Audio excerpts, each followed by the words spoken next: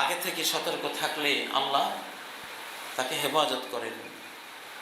একটি হাদিস আমি পড়েছি, বাইনা ইয়াদাইস সাআতি মউতানুন শাদীদ, কিয়ামতের আগে কঠিন মহামারী আসবে। মউতানুন শাদীদ, কঠিন মহামারী। করোনার সেকেন্ড ওয়েভ যেটা এখন শুরু হচ্ছে বিভিন্ন রাষ্ট্রে, এটা অত্যন্ত কঠিন। আমি গত জুমাতে, এর আগের জুমাতে বলেছিলাম, অত্যন্ত কঠিন। এটা বিশাল বিপর্যয় ডেকে আনতে পারে। হাদিসের মধ্যে এই কথাটা আছে, মউতানুন শাদীদ। শাদীদ মানে কঠিন, মউতানুন মানে গণহারে মৃত্যু, মহামারী। কিয়ামতের আগে এটা আসবে। এটার পরে পরে মনে করো না যে বেঁচে যাবে। আল্লাহর দিকে ফিরে না আসলে, তওবা না করলে, জিকির ইস্তেগফার না করলে বাঁচবে শুধু নিজেদের মাস্ক দিয়ে, ভ্যাকসিন দিয়ে, নিজেদের মেডিকেল সায়েন্স দিয়ে, এটা সেটা দিয়ে বাঁচবে না, সুযোগ নেই। ওই হাদিসেই ওয়াবাদাহু সানাওয়াতুজ জালাজিল, এই মহামারীর পরে পরেই শুরু হবে সিরিজ ভূমিকম্পের বছরগুলো। সিরিজ ভূমিকম্প করোনা মহামারীর পরে শুরু হবে। মুস্তাদরাক আল হাকিমের হাদিস, ইমাম হাকিম বলেছেন সহিহ সনদ, আল্লামা যাহাবী বলেছেন হাদিসটি সহিহ। সুনানের মুহাদ্দিসিনগণ, সুনান হাদিসের কিতাব রচয়িতাগণ এই হাদিসটি সংকলন করেছেন। গ্রহণযোগ্য একটি হাদিস যে ভয়ঙ্কর মহামারীর পরে শুরু হবে সিরিজ ভূমিকম্প।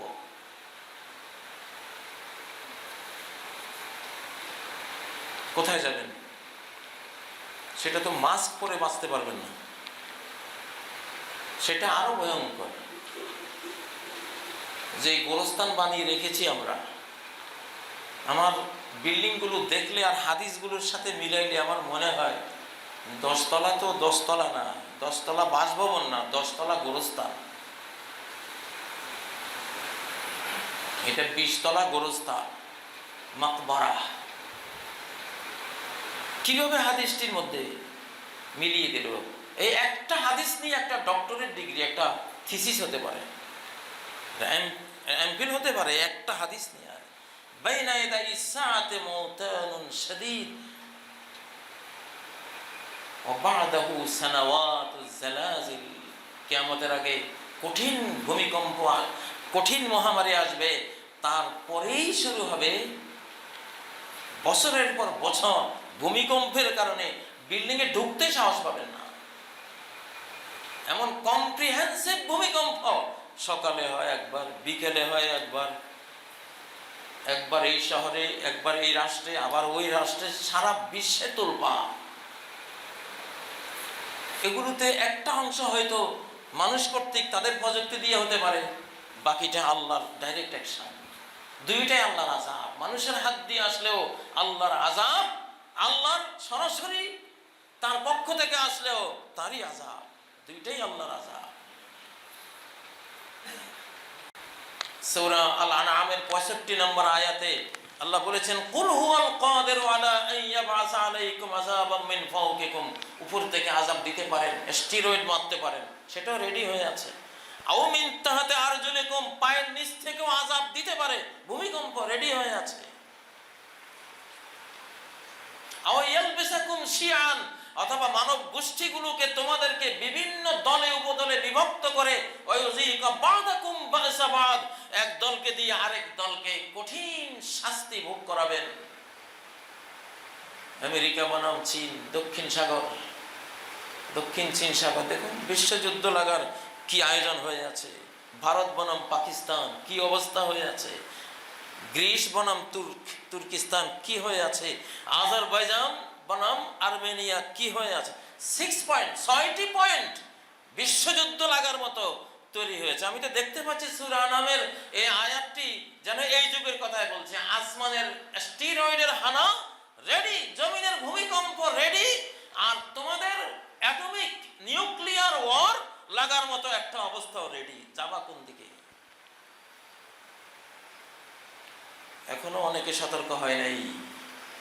করোনার ভিতরে বসে বসে সারা দিন নাচ গান উলঙ্গপনা পণ্য ছবির জোয়ার বইয়ে দিয়েছে।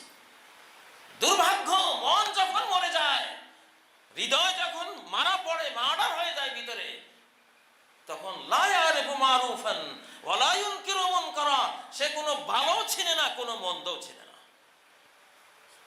সবই তার কাছে ভালো। এক টুকরো গোবর দিয়েছি, খায়, কেমন লাগে রে পাগল, ভালোই তো লাগে। এক টুকরো মিশ্রি দিয়েছি, কেমন লাগে, ভালোই তো লাগে। গোবরও ভালো, মিশ্রিও।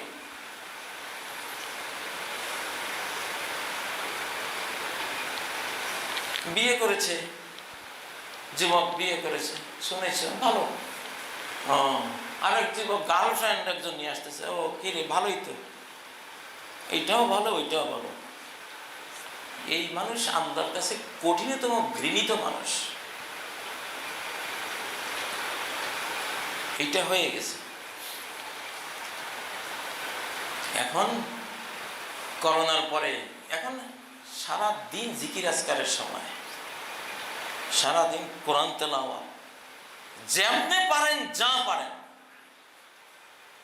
বয়স গনিয়ে আসলে আল্লাহ তাআলা তার নবীকে সূরা নাসরের মধ্যে পরামর্শ দিয়েছেন, আপনার তো যাওয়ার টাইম হয়ে গেছে, ফাসাব্বিহ বিহামদি রাব্বিক ওয়াস্তাগফিরহু ইন্নাহু কানা তাওয়াবা।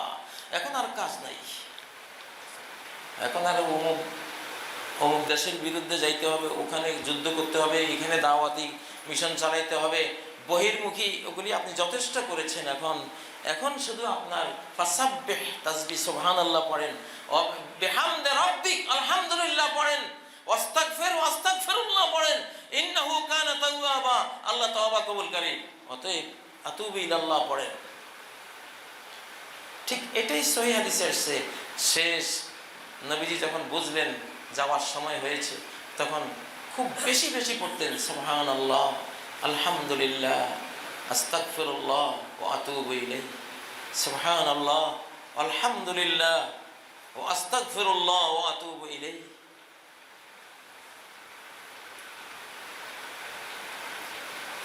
এখন ইবাদতের সময়, বাঁচার জন্য আমাদেরকে আগে নিতে হবে দ্বীনকে, ইবাদতকে, সালাতকে, আল্লাহর জিকিরকে। হযরত ওমর যখন মুসলিম জাহানের খলিফা ছিলেন, মদিনার মধ্যে ভূমিকম্প আসলো, সহিহ সনদে এসেছে, ওমর গিয়ে ভাষণ দিলেন, রাষ্ট্রীয় ভাষণ, মা আহদাসতুম, মদিনাবাসী, মুসলিম জাহানবাসী, কি করেছো, কি পাপ আবিষ্কার করেছো বলো। কোন বিপর্যয়, ভূমিকম্প, কোন গজব পাপ ছাড়া আসে না। কি পাপ করলে মদিনায় বসে বলো। মা আহদাসতুম লাকাদ আজ্জালতুম, এত তাড়াতাড়ি পাপী হয়ে যাওয়া আমি কল্পনা করতে পারি নাই। ওয়াল্লাহি লা ইন আদাত লা আখরুজান্না মিন বাইনি যহরানাইকুম, আল্লাহর কসম করে বলছি, ভূমিকম্প যদি আরেকবার আসে, তোমাদেরকে ছেড়ে আমি চলে যাব বাড়িতে, তোমাদের সাথেই থাকবো না, তোমাদের মতো পাপকারীদের সাথে আমি থাকবো না, আমি চলে যাব। উনি বলেন না যে বিল্ডিংগুলি শক্ত করে বানাইতে হবে, মদিনাবাসীরা, দেশবাসীরা, আমি তো আপনাদের ভালো চাই, আপনারা বেঁচে থাকুন চাই, ঘর দুয়ার একটু ঠিক করে বানান, ভূমিকম্প আসতেছে, আরো আসতে পারে, এটা বলেন না।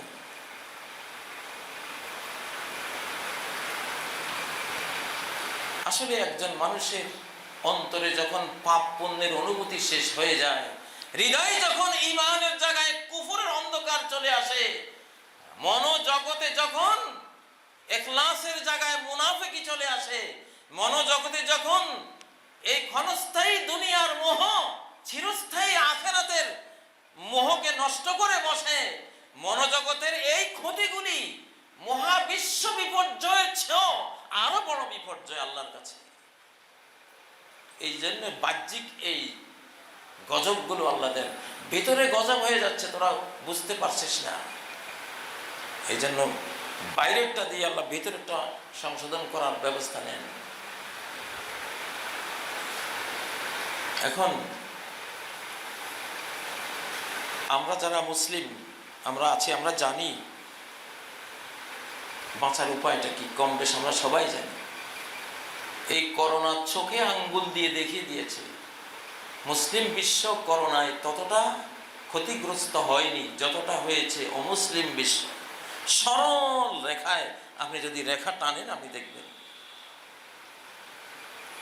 আমেরিকার মতো পরাশক্তির দেশ বাংলাদেশের চেয়ে বহুগুণ বেশি ক্ষতিগ্রস্ত হয়েছে। সেই ব্রাজিল, সেই ইটালি, সেই ফ্রান্স, স্পেন, এরা তো এখন ভয় থরথর করে কাঁপছে দ্বিতীয় ওয়েভ শুরু হলে কি করব। আর বাংলাদেশের বস্তিতে গিয়ে দেখেন অনেকে শুনেও নাই করোনা কি। ওদের ওখানে আমরা তো একটু ভদ্র সমাজে থাকি, কিছুটা ওয়েস্টার্ন কান্ট্রিদের কালচারের কাছাকাছি, তো ওই জন্য আমাদের মাস্কও আছে, ফিজিক্যাল ডিস্টেন্সও আছে, আমরা অনেক কিছুই করি। কিন্তু যারা এই দেশে জন্ম হয়েছে ভুলাভালা এই দেশের কৃষ্টি কালচার নিয়েই থাকে, ওই যাত্রা বাড়িতে গিয়ে দেখেন একসাথে খায় থাকে, মাস্কও নাই, ডিস্টেন্সও নাই। ওদের ওই এলাকায় করোনা হয়েছে বলেও কোনো রিপোর্ট নেই।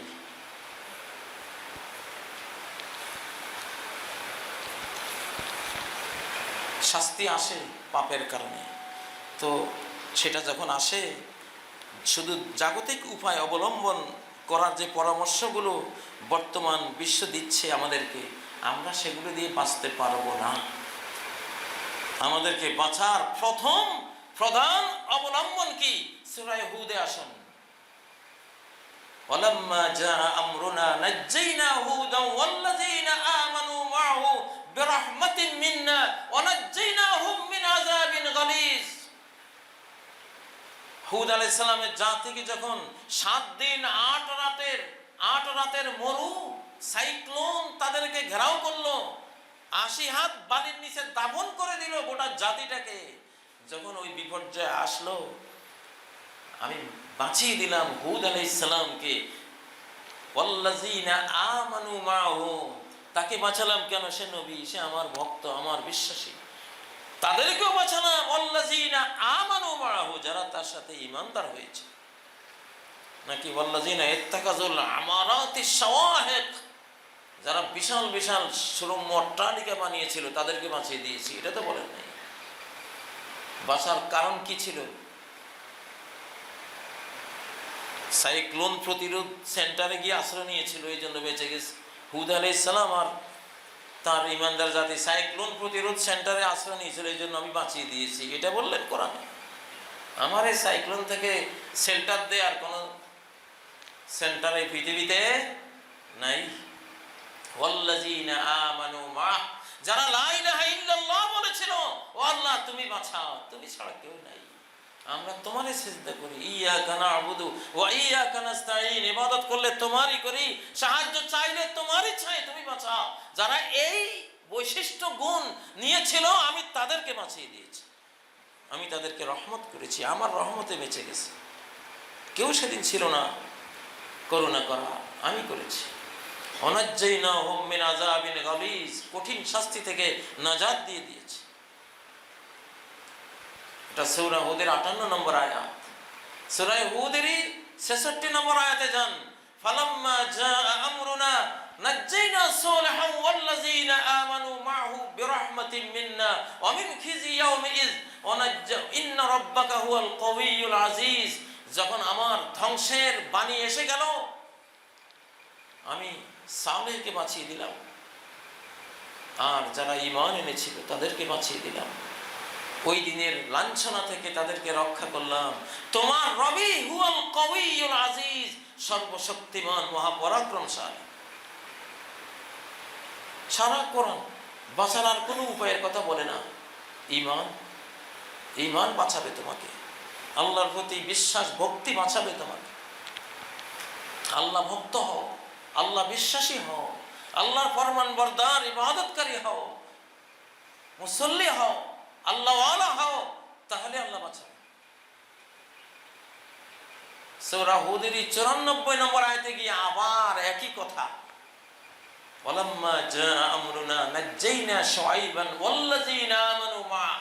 শুআইব আলাইহিস সালামের জাতি মূর্তি পূজা করত, মাপে কম দিত, মানুষকে মানুষের হক দিত না, সব দুর্নীতিবাজ, বেঈমানও আবার দুর্নীতিবাজ।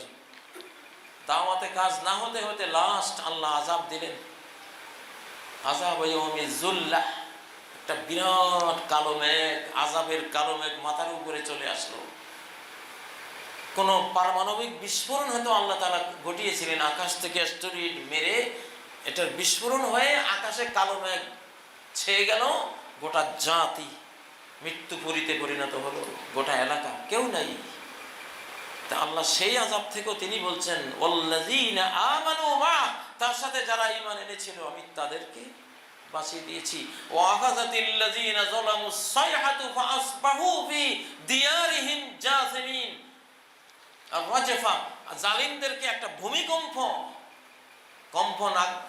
ওদেরকে গ্রাস করলো, ঘরের মধ্যে মুখ থুবড়ে তারা মরে পড়ে রইল। একটা জাতির মধ্যে আর কেউ নাই। সম্মানিত মুসল্লিয়ানে কেরাম, আল্লাহর আযাব থেকে বাঁচার জন্য মুসলিম জাতি দুইটাই উপকরণই গ্রহণ করবে। একটা হলো সরাসরি ঈমান, জিকির আজকার, দোয়া, সালাত। সালাতুল আয়াতের কথা বলেছিলাম, বিপর্যয়ের সালাত, সালাতুল কুসুফ, এটা সূর্য গ্রহণের সময় পড়া যায়, চন্দ্র গ্রহণের সময় পড়া যায়, যেই কোনো বিপর্যয়ের সময় এটা পড়া যায়। করোনা মহামারী থেকে বাঁচার, আগামী দিনের দারিদ্র্য থেকে বাঁচার। এখন বিশ্বকে যেই গোপন জেনোসাইডকারীরা, মানব হত্যাকারী, গণহত্যাকারী গোপন সংস্থাগুলো, ওরা কি চায়? মাত্র 50 কোটি মানুষ থাকবে পৃথিবীতে, চামড়া সাদা, দেখতে শুনতে ভালো, ভদ্র, এই টাইপের মানুষগুলি 50 কোটি থাকবে, এটা তাদের টার্গেট। আর যারা আছে 800 কোটি, 750 কোটি সব মরতে হবে, মেরে ফেলবে। এটা তাদের টার্গেট। আমরাও এটা জানি হাদিস থেকে, লা ইয়াখরুজুল মাহদি হাত্তা ইউকতালা সুলুস। ইমাম মাহদি আসার আগে বিশ্ব জনসংখ্যার 3 ভাগের 1 ভাগকে হত্যা করা হবে। ওয়ায়ামুত সুলুস, 3 ভাগের 1 ভাগ মারা পড়ে মহামারীতে। 1 ভাগকে ডাইরেক্ট হত্যা করবে, আরেক ভাগকে মহামারী ইত্যাদি দিয়ে মেরে ফেলবে। ওয়ায়াবকা সুলুস, 1/3, 2/3 মানব গোষ্ঠী চলে যাবে, 1/3 থাকবে। আজকে 850 কোটির 2/3 চলে যাবে। কয়শো কোটি মানুষ মরবে তাহলে মনে করেন। আমি কাজী ইব্রাহিম, আপনি আব্দুল্লাহ, উনি সলিমুল্লাহ, ওদের লিস্টের মধ্যে সবাই আছে। মানব হত্যাকারীরা, জেনোসাইডকারীরা, খুনিরা এই টার্গেট নিয়ে বসে আছে, কিন্তু তারা এটা জানে না। ওমাকারু ওমাকারাল্লাহ আল্লাহু খায়রুল মাকিরিন। ওরা চক্রান্ত করছে, আল্লাহ কৌশল করছে, আল্লাহ কৌশলকারীদের মধ্যে সর্বোত্তম। আমি মাঝে মধ্যে কিছু কথা বলি যেটা একজন সাধারণ শ্রোতা বুঝতে গেলে অনেক গবেষণার পর বুঝতে হবে, অনেকগুলো হাদিস ঘাটার পরে, বিশ্ব পরিস্থিতি স্টাডির পরে উনি বুঝবেন। এই জন্য বলছি, আমরা এই জাতীয় কোনো তথ্য দিলে হঠাৎ করে কেউ এটাকে ট্রল করবেন না, অস্বীকার করবেন না, আপনি আগে স্টাডি করুন।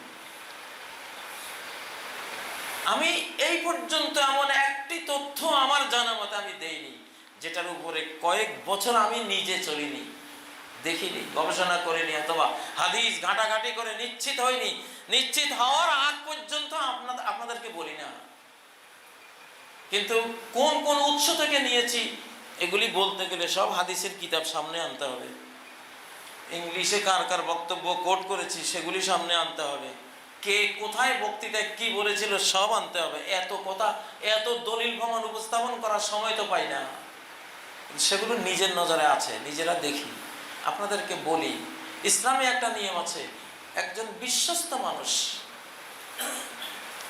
যে যথেষ্ট কনফিডেন্স নিয়ে কোনো তথ্য দেয়, সে কোনো তথ্য দিলে এটা গ্রহণযোগ্য।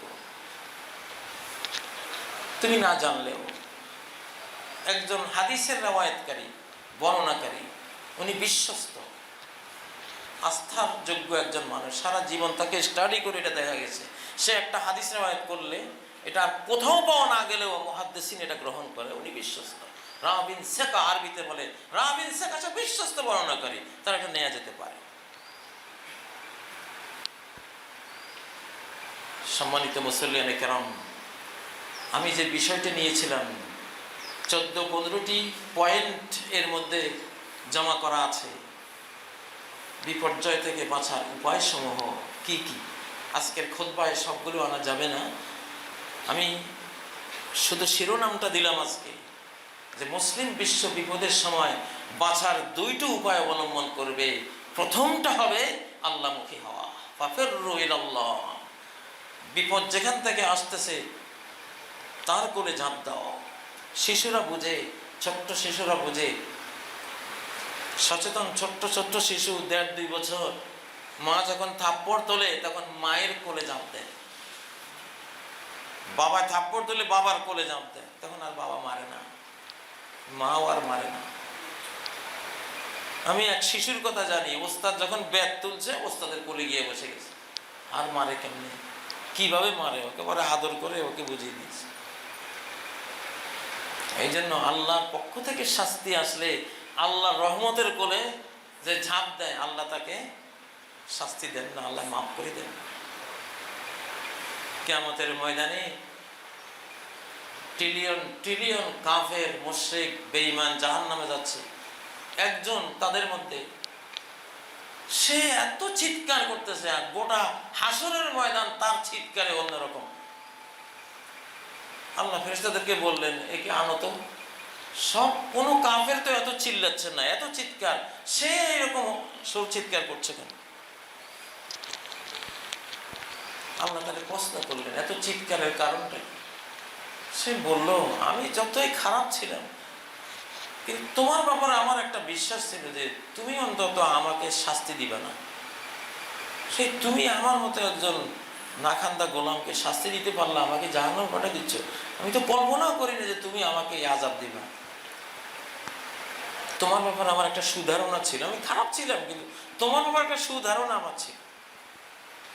হাদিসে আছে, আনা ইনদা যন্নি আবদি বি, আমার বান্দা আমাকে যেমন ধারণা করবে তার জন্য আমি তেমন হই।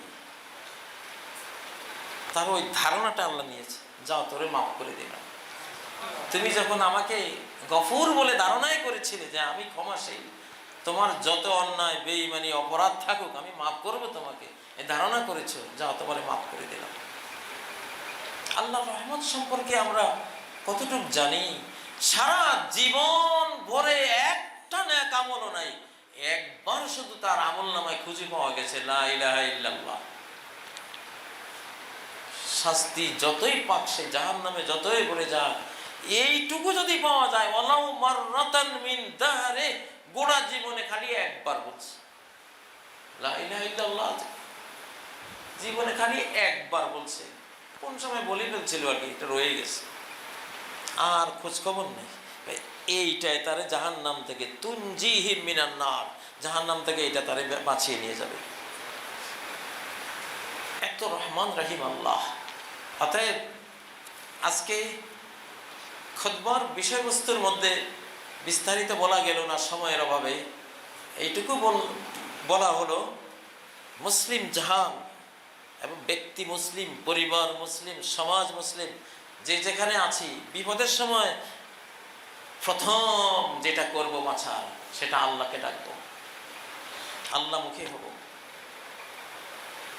যে তওবা করি নাই, আযাব এসে গেছে, আল্লাহ আর পাপ করব না, আপনি মাফ করে দেন। তাওবাতান নাসুহা, ইস্তিগফার, আল্লাহ ক্ষমা চাই। ওমা কানাল্লাহু মুআযযিবাহুম ওয়া হুম ইস্তাগফিরুন, সূরা আনফালের 33 নম্বর আয়াতে কি এক আয়াত আল্লাহ নাযিল করলেন, যে যতক্ষণ তারা আমার কাছে ক্ষমা চাইবে, আস্তাগফিরুল্লাহ বলবে, আমি তাদের আযাব দেব না। ইস্তিগফারকারী কোন জাতিকে আল্লাহ আযাব দেন না। মুহাম্মদুর রাসূলুল্লাহ সাল্লাল্লাহু আলাইহি সাল্লামের সুন্নত মতো চললেও আল্লাহ তারে আযাব দেন না। ওমা কানাল্লাহু লিউআযযিবাহুম ওয়া আনতা ফীহিম, হে মুহাম্মদ তুমি যতদিন এদের মাঝে আছো আমি তাদের আযাব দেব না। ওলামারা বলেন, তো উনি এখন তো নাই, তাহলে কি আমরা সেই কারণে আযাব পেয়ে যাবো? হ্যাঁ, এখন উনি নাই, কিন্তু ওনার সুন্নত তো আছে। ওনার বেঁচে থাকাকালীন উনি যে এলাকায় আছে ওই এলাকায় আযাব আসবে না, আর তার মৃত্যুর পরে তার সুন্নত যে এলাকায় আছে ওই এলাকাতেও আযাব আসবে না। যদি এলাকাবাসী সেই নবীজির জীবনধারাকে ফলো করে, তার সুন্নাহগুলিকে ফলো করে, আল্লাহ আযাব দিবেন না। ওমা কান আল্লাহু লিয়ুআযযিবাহু ওয়া আনতা ফীহিম, সূরা আনফালের 33 নম্বর আয়াত। আল্লাহমুখী হওয়াই বাঁচার সবচেয়ে বড় উপায়। তার পাশাপাশি আমরা জাগতিক উপায়গুলিকেও অবজ্ঞা করছি না, ডিনাই করছি না। জাগতিক যা আছে বাঁচার উপায় সেটাও গ্রহণ করতে হবে। আরব দেশে দেখেছি প্রতিটা বিল্ডিংওয়ালাদের কাছে একটা তাঁবু আছে। মনে হয় এরা জানে ভূমিকম্পে যখন ঝাঁকুনি দেবে তখন তো বিল্ডিংয়ে থাকতে পারবো না, তাঁবুটা নিয়ে মাঠে থাকতে হবে। আসতেছে, আজকের এই খুতবাটা খুব ভালো করে মনে রাখবেন, আসতেছে কিন্তু খুব শর্ট টাইমে শুরু হবে। অলরেডি শুরু হয়ে গেছে। ওয়ার্ল্ড ভূমিকম্প রেকর্ড নেন। ভূমিকম্প দুই প্রকার, একটা হলো সিগন্যাল ভূমিকম্প, আরেকটা হলো ফাইনাল ভূমিকম্প। সিগন্যাল ভূমিকম্পটা আস্তে আস্তে হয়। এটা দিয়ে মেরে দেন না, নাড়া দেন। নাড়া দিয়েছি, তোর চরিত্র খারাপ, তোর আমল আখলাক খারাপ, ঠিক হয়ে যাও, ঠিক হয়ে যাও। এটা সিগন্যাল ভূমিকম্প, সংকেত। যদি সিগন্যালটা আসার পরে যে এই মাত্রা ভূমিকম্প হয়েছে, আজকে ঢাকায় মৃদু ভূমিকম্প অনুভূত হয়েছে, কালকে ওইখানে, পরশু ওইখানে, বিভিন্ন জায়গায় সারা ওয়ার্ল্ডে চলছে। সিগন্যাল পাওয়ার পরে যদি ইস্তেগফার হয়, তওবা হয়, আল্লাহর দিকে ফিরে আসা হয়, তাহলে ফাইনালটা মাফ করবেন। সিগন্যাল ভূমিকম্পের পরে যদি সতর্ক না হয়, ফাইন তাবু ওয়া নাযাউ ওয়া ইল্লা হাদামাহা আলাইহিম, সিগন্যাল ভূমিকম্পে যদি তওবা করে, পাপ থেকে ফিরে আসে, মাফ হয়ে গেল, ফাইনালটা চূড়ান্তটা মাফ হয়ে গেল। যদি না হয়, হাদামাহা আলাইহিম, নিজের বাড়িতেই তাদেরকে আল্লাহ কবর দিয়ে দিবেন। ফাখাররা আলাইহিমুস সাকফু মিন ফাওকিহিম, ছাদ তাদের উপর থেকে ধসে পড়লো তাদের মাথার উপরে, সেখানেই শেষ হয়ে গেল। বর্তমান যুগে স্টাডি করলে আর হাদিসে স্টাডি করলে বিল্ডিংয়ে থাকার সাহস হয় না। আমি খুব ভয় পাই বিল্ডিং, কিন্তু নিরুপায় হয়ে থাকি। আমি আজ পর্যন্ত একটা ঘরও বানাইনি নিজের জন্য। ঘর বানাতে গেলেই আমার মন আর হাদিস বলে যে একটা এমন ঘর বানাও, একটা তিন সেট নর্মাল একটা ঘর বানাও, কাঠের কাঠামোর উপরে বানাও, ভেঙে পড়লেও তুমি নিচে বাঁচতে পারবা। কিন্তু ঢাকা শহর দেখেন, আধুনিক সারা ওয়ার্ল্ডের বড় বড় শহরগুলো দেখেন, গোরস্থান। ভূমিকম্পের দিনে গোরস্থান, কবরস্থান, আলাদা কবর দিতে হবে না। এই জন্য একটা হাদিসের মধ্যে এসেছে, এমন ফাকাদ্দানাতিজ জালাজিল ওয়াল বালাবিল, ফিলিস্তিনে, সিরিয়া, ফিলিস্তিনে যখন খেলাফত নাজিল হবে, পরিবেশ তৈরি হচ্ছে, তখন সিরিজ ভূমিকম্প শুরু হবে। আজকের হাদিসটিতে দেখলাম মহামারীর পরে পরে শুরু হবে, চূড়ান্ত সিরিজ ভূমিকম্প শুরু হবে। এই জন্য ভূমিকম্প থেকে বাঁচার জাগতিক উপায়টাও নেবেন, আধ্যাত্মিক উপায়টা, আল্লাহকে বেশি বেশি ডাকবেন। বিল্ডিংয়ের ভিতরে শোন, জিকির, লম্বা জিকির করে ঘুমাবেন। আল্লাহ, যদি মরে যায় আজকে শেষ, তাহলে বাঁচার আশায় ঘুমাচ্ছি না এই বিল্ডিংয়ে, রাতে কি হয় আল্লাহ জানে। এক রাত তো এমন আসবে, আসতেছে, অলরেডি ধেয়ে আসতেছে। কোরআন হাদিসের অজস্র বাণী এই বিষয়ে সতর্ক করতেছে। এই জন্য আমি বললাম আপনাদেরকে, বিকল্প বাঁচার একটা উপায় সবাই রাখবেন। বাংলাভাষীরা যারা আমার এক খুতবা শুনবেন, গ্রামে একটা ঘর এমন রাখেন, টিন সেট ঘর, যে ভূমিকম্পের সময় অন্তত চাপা পড়ে মারা যাবেন না। আগের যুগে সনের ঘর, বাঁশের তৈরি ঘর। জাপানি জাতি, তারা বিল্ডিং ভূমিকম্প থেকে বাঁচার জন্য কাঠ দিয়ে, হালকা কাঠ দিয়ে ঘর বানিয়ে ওই ঘরের ভিতর থাকে, ভূমিকম্পে পড়ে গেল অসুবিধা নেই। কিন্তু আমরা যেসব বিল্ডিং সারা ওয়ার্ল্ডে বর্তমানে আমরা বানিয়েছি, হায় হায়, এগুলো থেকে তো বের হওয়ারও কোনো সুযোগ নাই। শেষ, গোটা শহরকে সরকার ঘোষণা করে দিবে পুরো শহরটাই গোরস্থান। অতএব লাশ বের করে লাভ কি? এটাই গোরস্থান, এইটাই গোরস্থান। আল্লাহ তাআলা আমাদেরকে হেফাজত করুন। কিয়ামতের আগের এইসব সংবাদ শুনে, নবীজির ভবিষ্যৎবাণীগুলো শুনে আপনারা ফিউচার ভিশন, ইস্তেশরাফুল মুস্তাকবিল, ভবিষ্যৎ দর্শন করবেন।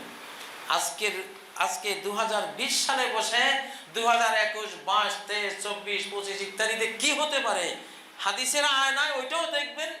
এখন থেকে সেই ব্যবস্থা নিয়ে আত্মরক্ষার চেষ্টা করতে থাকবেন।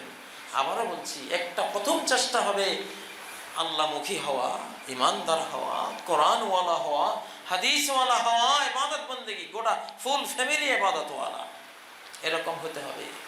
আর দ্বিতীয়টা হলো, যেভাবে বাঁচার উপায় আছে আমরা আমাদের গবেষণায়, চিন্তায়, জ্ঞানে আমরা বুঝি, সেই উপায়টা গ্রহণ করতে হবে। আল্লাহ তাআলা আমাদের তৌফিক দান করুন।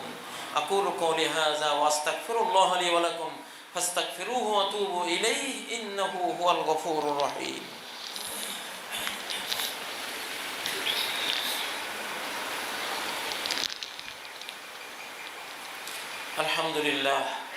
আলহামদুলিল্লাহ রাব্বিল আলামিন, ওয়াসসালাতু ওয়াসসালামু আলা আফদালিল বাশারি ওয়া সাইয়্যিদিল মুরসালিন মুহাম্মদ ইবনে আবদুল্লাহ ওয়া আলা আলিহি ওয়া সাহবিহি আত-তাইয়্যিবিন আত-তাহিরিন। সুম্মা আম্মা বা'দু ফাআউযু বিল্লাহি মিনাশ শাইতানির রাজীম।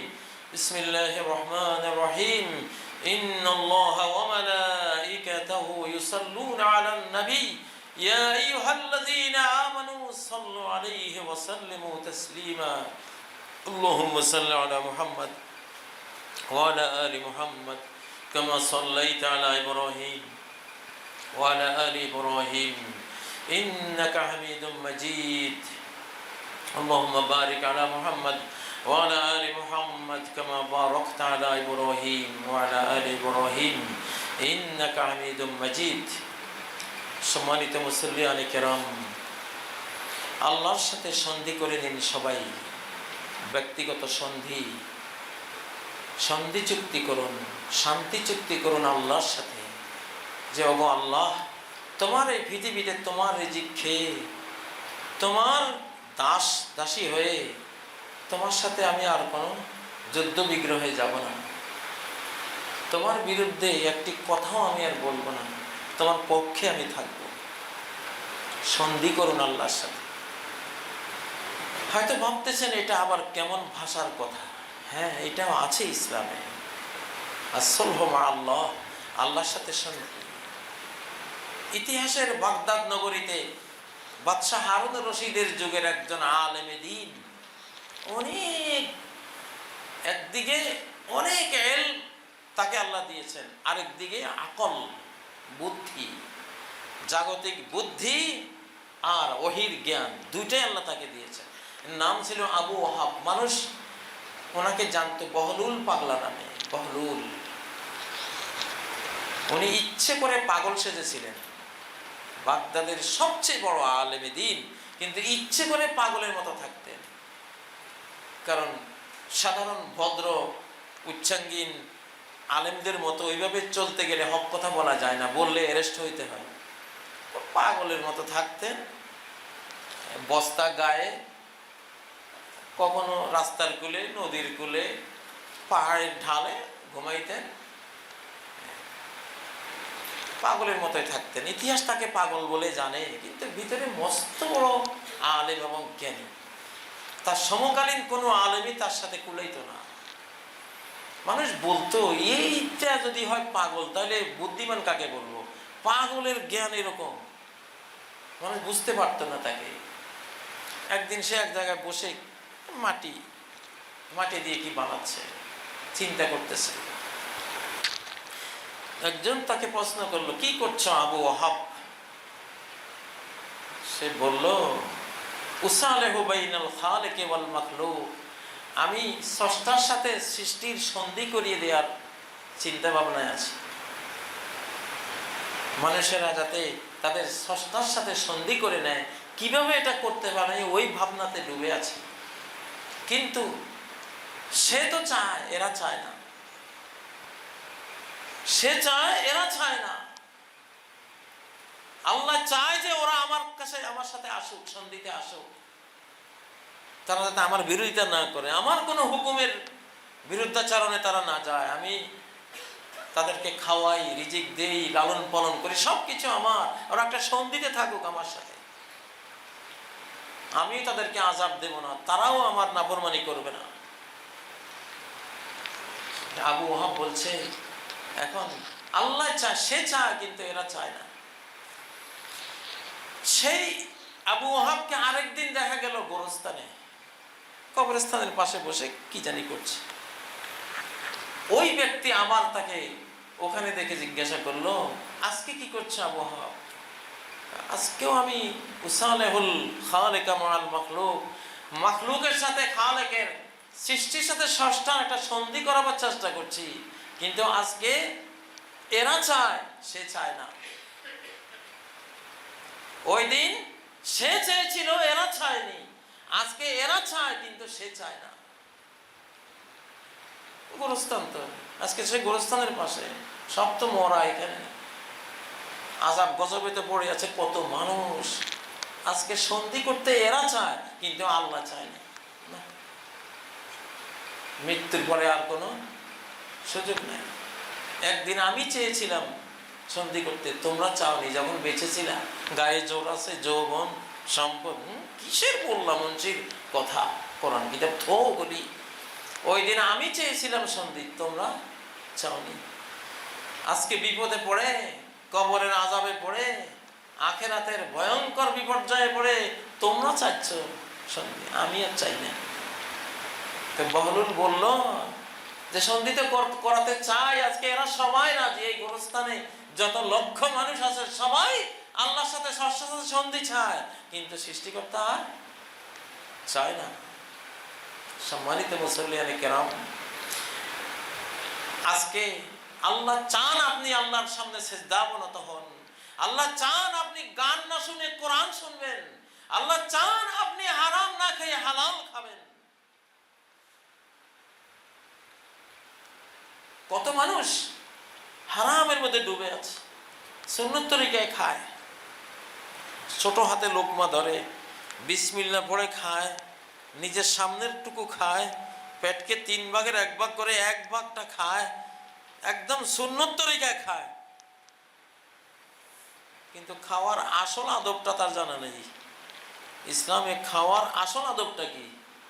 যে প্রতিটা লোকমা তোমার হালাল কিনা, হালাল কিনা এইটা দেখো। সে খাচ্ছে হারাম, কিন্তু সুন্নত তরিকা। সুন্নত তরিকা হারাম গেলে আল্লাহ নেবেন তোমার এই তরিকা। তোমার এসব তরিকা দিয়ে লাভ কি? তোমার এই তরিকা মেনে কোনো লাভ নাই। আসলটাই বাদ দিয়েছ। 1 বাদ দিয়ে 1 কোটি জিরো লিখলে কি হবে? কিছুই হবে না। এগুলি সব জিরো। হালাল যদি হয়, তরিকা ছাড়া খেলেও বেসিকটা তোমার আছে, থাকবে, পেয়ে যাবে। ওটা ফরজ, এগুলি নফল। আজকে আল্লাহ চান আপনারা আল্লাহর সাথে সন্ধি করেন, আপনারা চান না। আমরা চাই না, হালাল খেতে চাই না, পর্ণ ছবি ছাড়তে চাই না, সিনেমা, নাটক, নায়িকা, গায়িকার অনুষ্ঠান। আল্লাহ কয় যে বান্দা এইগুলি জান্নাতে রেডি করে রাখছি, তুই কত দেখবি। তোর ওখানে যাদেরকে রেখেছি, ওয়ালাউ আন্না ইমরাআতান মিন নিসাই আহলিল জান্নাতি ইত্তালাআত ইলা দুনিয়া, যদি জান্নাতি নারীদের কোনো একজন নারী দুনিয়ার দিকে একবার উকি মেরে দেখে, লা আদাআত মা বাইনাহুমা, বিশ্বের এই প্রান্ত থেকে ওই প্রান্তকে আলোকিত করে দেবে। জান্নাতের একজন হুরি যদি পৃথিবীতে আসে, জান্নাতের সকল সিনেমা হল, হলিউড, বলিউড সব বন্ধ হয়ে যাবে। সব ওই হুরির পিছনে ছুটবে, পাগল হয়ে ছুটবে। এগুলি সব বাদ। তোমার জন্য তো আমি ওই ব্যবস্থা করে রেখেছি, এখানে এগুলি দেখো না, হালাল পথে থাকো। আল্লাহ এখন সন্ধি চান, আমরা চাই না। কিন্তু একদিন আমরা চাইবো, সেদিন আর আল্লাহ চাইবেন না। ইব্রাহিম আলাইহিস সালামের পিতা ইব্রাহিমকে বলবেন হাসরের মাঠে, ইব্রাহিম আজকে যা বলো ফাআনা লা আসিক, আজকে আর তোমার কোনো কথাই অমান্য করবো না। ইব্রাহিম আজকে আমাকে উপদেশ দাও, আজকে কোনোটা অমান্য করবো না। ইব্রাহিম আলাইহিস সালাম বাপের দিকে তাকিয়ে দেখবেন যে একটা হায়নায় পরিণত হয়ে গেছে, সারা গায়ে পায়খানা। তাকে আল্লাহ তাআলা বিকৃত করে দিয়েছেন, মানবীয় ছবি বিকৃত করে হায়না বানিয়ে দিয়েছে। সহিহ বুখারীর হাদিস এটি। ওনার বাবা হায়নায় রূপান্তরিত হবে। বেজিখিন মোতালাত্তিখিন, ইব্রাহিম আলাইহিস সালাম দেখবেন যে একটা সারা গায়ে ময়লা একটা হায়না ওনার পায়ের নিচে পড়ে আছে। বাস তখন ইব্রাহিম আলাইহিস সালাম দোয়া স্টপ করে দিলেন, এই বাবার জন্য দোয়া করব না। সম্মানিত মুসল্লিয়ানে কেরাম, আল্লাহর সাথে সন্ধি করে চলেন। আল্লাহকে বলেন যে আমি আর হারাম রোজগার আমি করব না, আমি হারাম কোনো মেয়ের সাথে চলবো না, কোনো পর্ণ ছবি, পর্নোগ্রাফি, কোনো পর্ণের ধারে কাছে আমি যাব না। আমি যেটা তুমি আমাকে কোরআনে বলেছো, তোমার নবী হাদিসে বলেছে, আমি ঠিক সেইভাবে আমি চলতে চাই। সন্ধি করুন আল্লাহর সাথে। এই সন্ধি আপনার বরকতময় হবে ইনশাআল্লাহ। আপনি বেঁচে যাবেন, আপনার পরিবার বেঁচে যাবে, আপনি জান্নাত পেয়ে যাবেন। আল্লাহ তাআলা আমাদের সবাইকে ক্ষমা করে দেন, আমাদের মা বাবাকে ক্ষমা করেন, মুরব্বিয়ানে কেরামকে ক্ষমা করেন, জিন্দা মুর্দা সকল মুমিন মুমিনা মুসলিম মুসলিমাকে ক্ষমা করেন। আয় আল্লাহ, ঘনায়মান বিশ্বযুদ্ধ, মহাযুদ্ধ, মহামারী, ভূমিকম্প, সিরিজ, আযাব গজব যেগুলো আসতেছে পৃথিবীতে, সেগুলো থেকে বাঁচার যে প্রকৃত উপায়, আপনার রহমতের কোলে আশ্রয় নেওয়া, আপনার প্রতি ভক্তি বিশ্বাস স্থাপন করে, তওবা ইস্তেগফার করে আপনার কোরআনের দ্বীনি রঙে রঙিন হয়ে যাওয়া, আমাদের সবাইকে সেই তৌফিক দান করেন আল্লাহ। যেই কাজ করে, যে অবলম্বন গ্রহণ করে পৃথিবীর কোনো কাফের বাঁচতে পারেনি, শুধু সেই উপায় অবলম্বন করে যাতে আমরা ক্ষান্ত না হয়ে যাই। আমাদেরকে বাঁচবার দুইটি উপায় আপনি দিয়েছেন, দুইটি উপায় গ্রহণ করে বাঁচার তৌফিক দান করেন আল্লাহ তাআলা। মুসলিম বিশ্বকে হেফাজত করেন। ফিলিস্তিনের যে মসজিদ বাইতুল মুকাদ্দাসকে ইহুদিদের হাতে যারা তুলে দিতে চায়, আল্লাহ তাদেরকে পরাস্ত করেন, পরাজিত করেন। আর যারা ফিলিস্তিনকে উদ্ধার করতে চায়, বাইতুল মুকাদ্দাসকে মুসলিম উম্মার যে অংশটি মুসলিমদের জন্য, বিশ্ববাসীর জন্য উন্মুক্ত করে রাখতে চায়, রক্ষা করতে চায়, তাদেরকে আপনি বিজয়ী করুন আল্লাহ। তাদেরকে শক্তি সামর্থ্য বাড়িয়ে দিন আল্লাহ। আল্লাহ বেঈমানদের কাতারে আপনি কম্পন সৃষ্টি করে দেন, তাদেরকে ভীত সন্ত্রস্ত করে দেন আল্লাহ।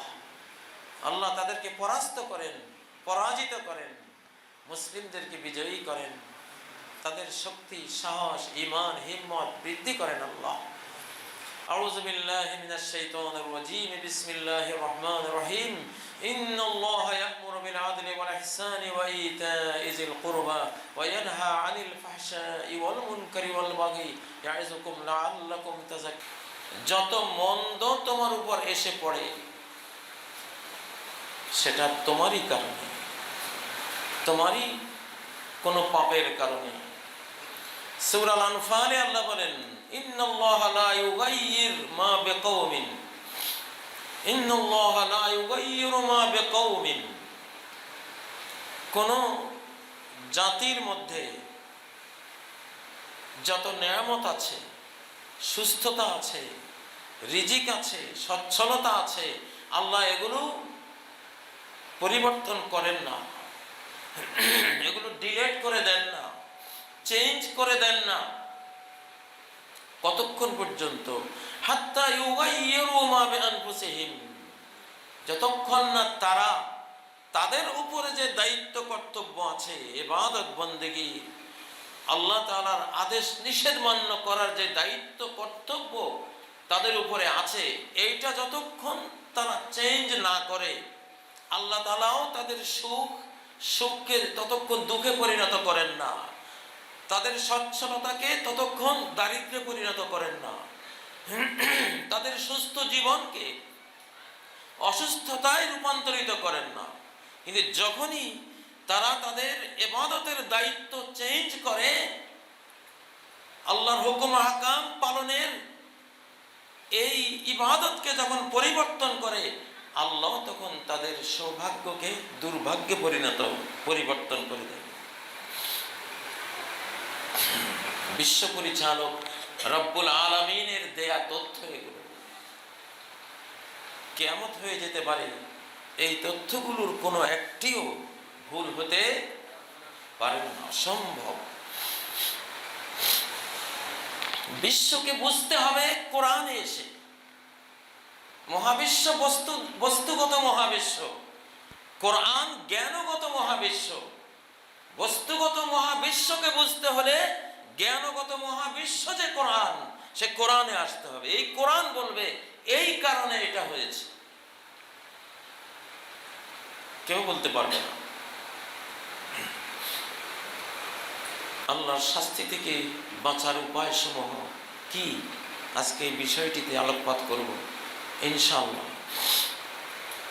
পৃথিবীতে দুই শ্রেণী বাস করে। এক শ্রেণী আল্লাহ বলেছেন ফামিনকুম মুমিন ওয়া মিনকুম কাফির, তোমাদের মধ্যে এক শ্রেণী ঈমানদার, আরেক শ্রেণী কাফির। যখন আল্লাহর কোনো শাস্তি আসে তখন কাফেররা এটাকে মনে করে প্রাকৃতিক দুর্যোগ, এমনি আসে। মহাপ্লাবন এসেছে, নূহ আলাইহিস সালাম তার কাফের পুত্রকে আহ্বান করলেন, ইয়া বুনাইয়া ইরকাম মা'না, হে আমার প্রিয় পুত্র, আমাদের সাথে জাহাজে উঠে এসো। ওয়ালা তাকুম মা'আল কাফিরিন, আল্লাহদ্রোহীদের সাথে থেকো না। যেহেতু সে বেঈমান ছিল, কাফের ছিল, যতই শিক্ষিত হোক, প্রকৃত জ্ঞান তার কাছে নেই। সে কি বলল? সাউই ইলা জাবালিন ইয়াসিমুনি মিনাল মা, ওই যে বিশাল পাহাড়, আমি সে সময় দূরে নয়, এই তো একটু পরে আমি একটা পাহাড়ের ছোড়ায় উঠে যাব, এটা আমাকে এই পানি, এই প্লাবন থেকে রক্ষা করবে। এই শ্রেণীটা জাগতিক অবলম্বন গ্রহণ করে বাঁচার জন্য। নূহ আলাইহিস সালামের সেই কাফের পুত্র এই শ্রেণীর ভুক্ত ছিল। এরা শুধু জাগতিক অবলম্বনটাকে গ্রহণ করে। ভূমিকম্প আসবে, অতএব বিল্ডিং ভূমিকম্পের ঝাঁকুনি সইতে পারে, সেই মাত্রা রড দিয়ে, প্রযুক্তি দিয়ে, শক্তি দিয়ে বানাতে হয়। এই এরা জানে না আল্লাহর ক্ষমতা যে কি, এরা জানে না যেই মহাবিশ্ব আল্লাহ সৃষ্টি করে রেখেছেন, আকাশ সৃষ্টি করে রেখেছেন, একটা সূর্যই তো 13 লক্ষ পৃথিবীর সমান। একটু যদি চাপ দেয় এই পৃথিবীর উপরে, তিনি যদি একটু চাপিয়ে দেন, 13 লক্ষ গুণ বড় পৃথিবী থেকে একটা সূর্যই। এরকম শত শত বিলিয়ন ট্রিলিয়ন সূর্য আছে আল্লাহর আকাশে, একটা দিয়ে একটু চাপা দিলে তোমার ভূমিকম্প সহনীয় যেই বিল্ডিং কোথায় যাবে? এটা ভূমিকম্পের কোন মাত্রা তুমি সইতে পারবা? এমন এক মাত্রা, এমন এক ভয়ঙ্কর কমান্ড আল্লাহ করবেন, ওয়াতাকুনুল জিবালু কালইহনিল মানফুস, বিশাল বিশাল পাহাড় ধ্বনিত রুইয়ের মতো উড়ে যাবে। কি দিয়ে? তোমার এই বিল্ডিং, পাথরের পাহাড় উড়ে যাবে। যারা রুই তৈরি করে, বালিশ, ল্যাপতোষক বানায়, ওরা যে ধুনকার, তারা যখন রুইকে ধুনা দেয়, ধুনার ছোটে এটা একেবারে জাররা জাররা হয়ে উঠতে থাকে, সেই রকম উড়বে। সেই আল্লাহ। কাফের শুধু বাঁচার জন্য দুনিয়ার অবলম্বন গ্রহণ করে, যেমন নূহ আলাইহিস সালামের পুত্র করেছিল।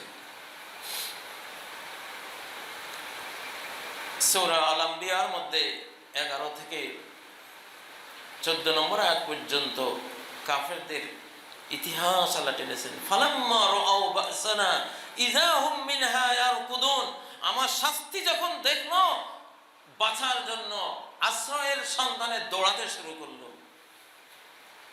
লা তারকুদু, কোথায় দৌড়াচ্ছে? দৌড় বন্ধ করো, এই দৌড় বাঁচাবে না তোমাকে। শাস্তি এসে গেছে, দৌড়ে কিছু করতে পারবে না। ওয়ারজিউ ইলা মাসাকিনুকুম ওয়ারজিউ ইলা মা উতরিফতুম ফিহি ওয়া মাসাকিনুকুম। যে ভোগ বিলাসে ছিলে, যে সুরম্য অট্টালিকায় বাসভবনে ছিলে, সেদিকে যাও, সেখানে যাও না, দেখি সাহস আছে কিনা। বলল, হায় রে, আমরা জালেম ছিলাম। ক্বালু ইয়া ওয়াইলানা ইন্না কুন্না যালিমিন। আমরা অন্যায় করেছি। সারা কোরআনে আল্লাহ বলেছেন, ওয়ামা যালামাহুমুল্লাহ, এদেরকে আল্লাহ জুলুম করেননি, ওয়ালাকিন কানু আনফুসাহুম ইয়াজলিমুন, এরা নিজেরাই নিজেদের উপরে জুলুম করেছে। আল্লাহর আইনের আওতায় পড়ে গেছে, ইচ্ছায় স্বেচ্ছায়। কাফেররা বাঁচার জন্য পাথরের পাহাড় কেটে, বিশাল পাথরের পাহাড়কে কেটে অট্টালিকায় রূপ দিয়ে দিয়েছে। একটা পাহাড়ের ফাউন্ডেশন থাকে 50-52 কিলোমিটার গভীর পর্যন্ত। সেই ফাউন্ডেশনের উপরে পাহাড়ের যে উপরের অংশটা পাথর, সেটাকে কেটে বিল্ডিং এ রূপ দিয়েছে। দেখি কিভাবে ভাঙে। তারা এটা গ্রহণ করেছিল, কিন্তু আল্লাহর শাস্তির সময় সামুদকে এক ভয়ঙ্কর নিনাদ দিয়ে ধ্বংস করে দেওয়া হয়েছে। শেষ। সূরা হুদের জায়গায় জায়গায় সারা কোরআনে আল্লাহ তাআলা এগুলি আমাদেরকে বলেছেন। শুধু দুনিয়ার উপায় অবলম্বন করলে বাঁচবে না, কেউই বাঁচতে পারেনি। ফেরাউন কি উপায় গ্রহণ না করেছিল? সবই করেছিল। লাস্টে গিয়ে সলিল সমাধি। নমরুদ বিশাল সৈন্যবল, দুনিয়ার উপায় নিয়েছিল, কিন্তু স্পিরিচুয়াল যে উপায়, আধ্যাত্মিক যে বাঁচার উপায়, মনোগত বাঁচার যে উপায়, ঈমান, আল্লাহর ভক্তি, মনোজগতের বিশ্বাস, ভক্তি, তার ইবাদত, আনুগত্য, ওটাকে উপায় হিসাবে গ্রহণ করেনি। ইসলাম বলে, আল্লাহ তাআলা বলেন, আমার শাস্তি যখন আসবে তখন 1 নম্বর তোমাকে বাঁচাবে আমার প্রতি তোমার ঈমান, ভক্তি। ইসলামে একটা সালাত আছে, এই সালাতকে বলা হয় সালাতুল আয়াত, নিদর্শনাবলী। বিপর্যয় যখন আসে, বিপর্যয়ের সালাত। সূর্য যখন রাহুগ্রস্ত হয়, সূর্য গ্রহণে কালো হয়ে যায়, সালাতুল কুসুফ। সূর্য নিষ্প্রভ হয়েছে, সূর্য নিষ্প্রভতার সালাত। সালাতুল খুসুফ, চন্দ্র নিষ্প্রভ হয়েছে, আলোহীন হয়েছে, মহাজাগতিক একটা কারণে। এটা বিপর্যয়। এটার জন্য সমস্ত বড় হাদিসের কিতাবে আছে সালাতুল খুসুফ। চন্দ্র গ্রহণ বিপর্যয়ের সালাত, সূর্য গ্রহণ বিপর্যয়ের সালাত। ফাইজা রাআইতুম যালিক ফাসাল্লু ওয়াদু, তোমরা যখন সূর্যগ্রহণ, চন্দ্রগ্রহণ, এই নিদর্শনগুলো, বিপর্যয়গুলো দেখবে, ফাসাল্লু ওয়াদু, সালাত পড়ো। 8 ঘন্টা যদি সূর্যগ্রহণ থাকতো, নবীজি বুঝতেন এটা কত বড় বিপদ। সূর্য, তারপরে চন্দ্র, তারপর পৃথিবী।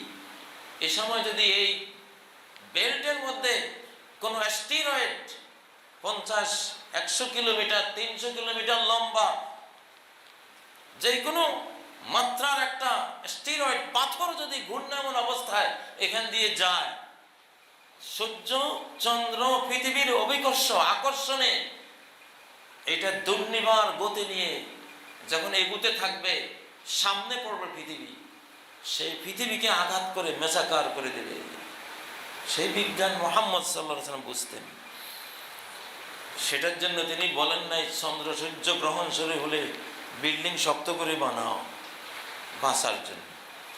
সেগুলি আছে, যা আছে তা, ওগুলি মূল রক্ষা করবে না, কখনো কাউকে রক্ষা করেনি। আল্লাহর আযাব আসার মুহূর্তে কোনো শক্তি নাই দাঁড়াতে পারে।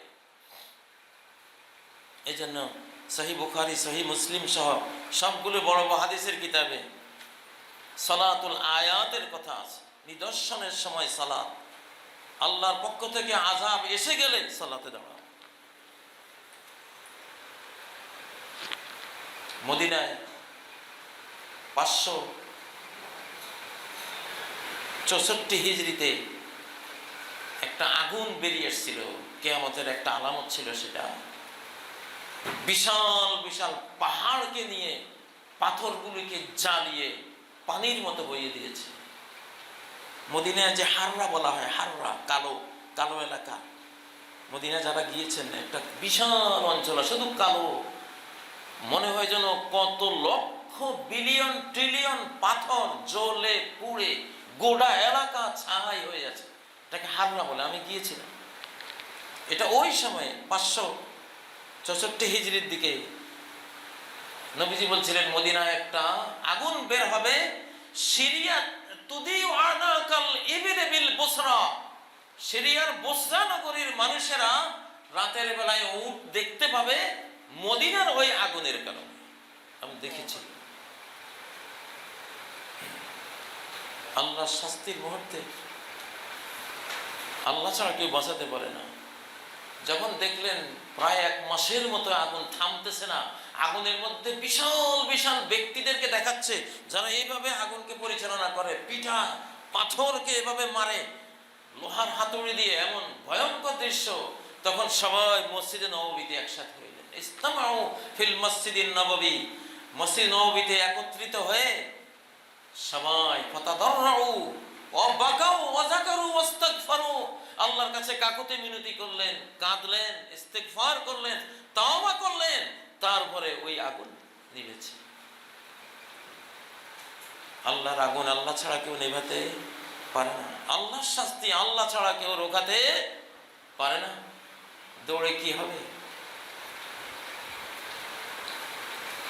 এই জন্য মুসলিমরা আযাবের মুহূর্তে বাঁচার উপায় হলো ফাফজাউ ইলা যিকরিল্লাহি ওয়া দুআইহি ওয়া ইস্তিগফারি।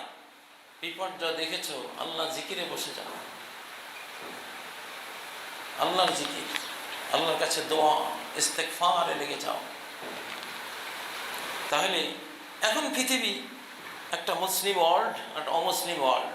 অমুসলিমরা এই যে সামনে বিপর্যয়গুলি আসতেছে, এরা শুধু জাগতিকটা নেবে। করোনা বিপর্যয় আমরা দেখলাম, আমরা মুসলিমরা বাঁচার উপায় 2টা নিয়েছি। একটা জাগতিক পার্থিব বস্তুগত মাস্ক নিয়েছি, অনেকে বাঁচার জন্য যে ওষুধপত্র সেটা খেয়েছি, ফিজিক্যাল যে ডিস্টেন্স সেটাও আমরা নিয়েছি, আত্মরক্ষার অনেক চেষ্টা আমরা করেছি। তার পাশাপাশি আল্লাহকে ডেকেছি, সূরা ফাতিহা পড়েছি, ইখলাস ফালাক নাস পড়েছি, আল্লাহর কাছে ক্ষমা চেয়েছি। হযরত ইবনে মাসউদ থেকে একটি সহিহ হাদিস রয়েছে যে সাতাকুন ফিতান লা ইয়ানজু